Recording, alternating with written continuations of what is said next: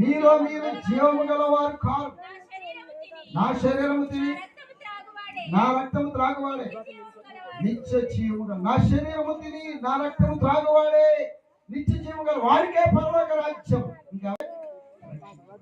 ఇంకెవడో రక్షించబడతాం? ఎంతమంది రక్షించబడతాం మనం? నా శరీరము తిని నా రక్తము త్రాగువాడే దేవుని రాజ్యానికి వారసుడని చెప్తూ ఉన్నాడు. కాబట్టి 1 యోహాను పత్రిక 3:9 ఒకసారి మనం చదువుదాం.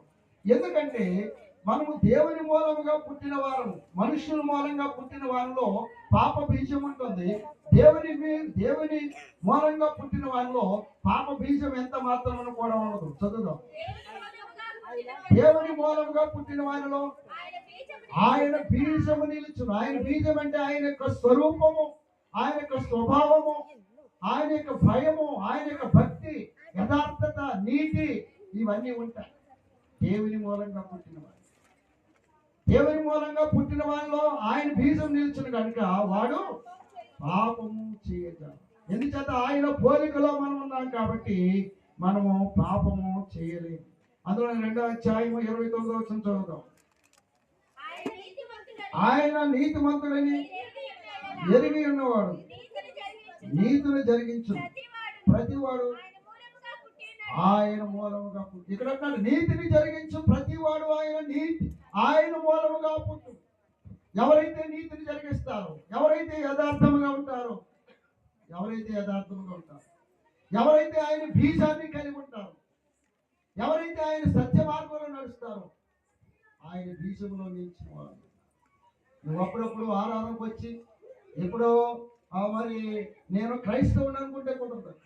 దేవుని బీజం నీలో ఉండాలి. దేవుని యొక్క వాక్యం నీలో ఉండాలి. యథార్థమైన మార్గం నీలో ఉండాలి. భయభక్తులు ఉండాలి. నాహు కాలంలో ఎంతో మంది నాహుని ఎన్నో అన్నారు, కానీ తన విశ్వాసాన్ని విడిచిపెట్టలేదు.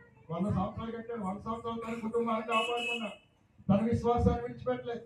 గగనము చీల్చుకొని ఇప్పుడు ప్రభు అయిన యేసుక్రీస్తు రాబోతూ ఉన్నాడు. మనల్ని కూడా గగనము చీల్చుకొని తీసుకుని పోబడుతుంది.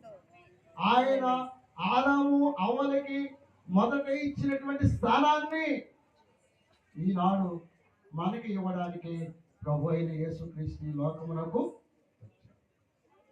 కాబట్టి హ్యాపీ క్రిస్మస్ చెప్తాం. Happy Christmas, merry Christmas, happy Christmas, merry Christmas, merry merry Christmas, happy happy Christmas. ఆమేన్. ప్రార్థన చేసుకుందాం. మా పాస్టర్ గారు చెప్తారండి వాక్యాలు. స్తోత్రాలు చెల్లిస్తున్నాం. 2 అంధ్రాలు ప్రభువా చేరి వచ్చిన